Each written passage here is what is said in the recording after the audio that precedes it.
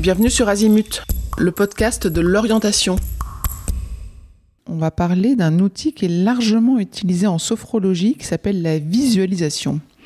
Est-ce que tu peux nous expliquer de quoi il s'agit ? Effectivement, la visualisation est le troisième outil qu'on utilise en sophrologie. Je vous rappelle, le premier, c'est la respiration. Le deuxième, c'est la détente musculaire synchronisée avec la respiration, la relaxation dynamique. Et aujourd'hui, on va découvrir la visualisation, la puissance de la visualisation.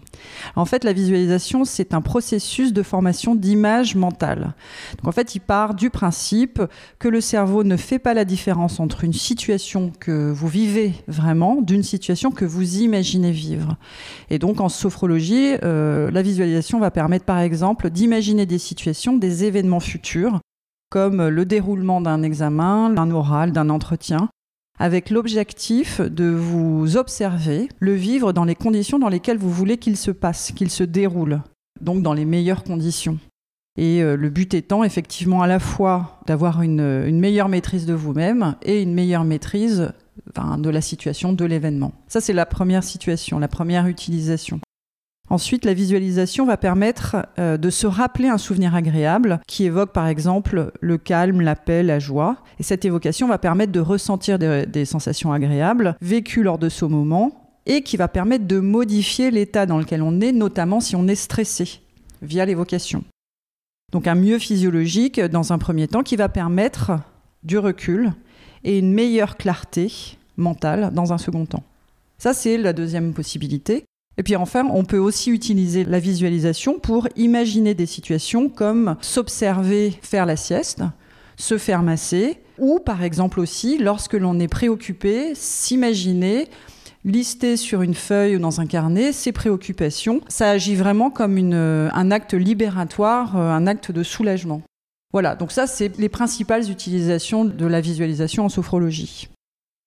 Et si on revient à nos étudiants, comment est-ce qu'ils vont pouvoir un peu tromper leur cerveau, si je comprends bien, mais comment est-ce qu'ils vont pouvoir utiliser la visualisation dans le contexte dans lequel ils se trouvent ?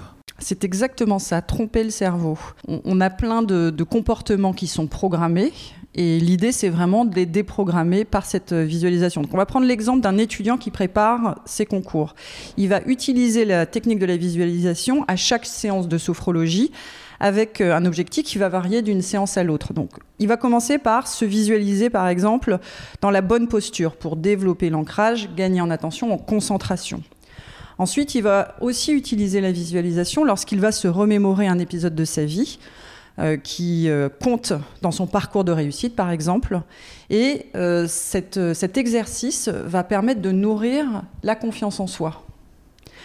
Il utilisera aussi la visualisation pour programmer son oral idéal. C'est ce que j'ai expliqué un peu plus tôt. Ça va lui permettre, par exemple, d'anticiper certaines situations. Comment je vais répondre à la question à laquelle je n'ai pas pensé me préparer, par exemple. Ça va permettre aussi de lever des freins, d'utiliser les outils qu'on apprend aussi en séance de sophro, comme comment gérer le stress, utiliser la respiration à bon escient, positionner ses pieds bien à plat, etc., etc. Et en fait, ce qu'il faut retenir, c'est que la visualisation en conscience permet d'une part de développer la conscience du corps, l'écoute des ressentis. Donc on ressent le stress par exemple, on ressent qu'une situation n'est pas confortable. Et d'autre part, se mettre en action. Le cerveau donc perçoit cette situation comme une réalité. Et plus vous allez vous entraîner à la vivre, plus votre cerveau la considérera comme réelle et l'acceptera.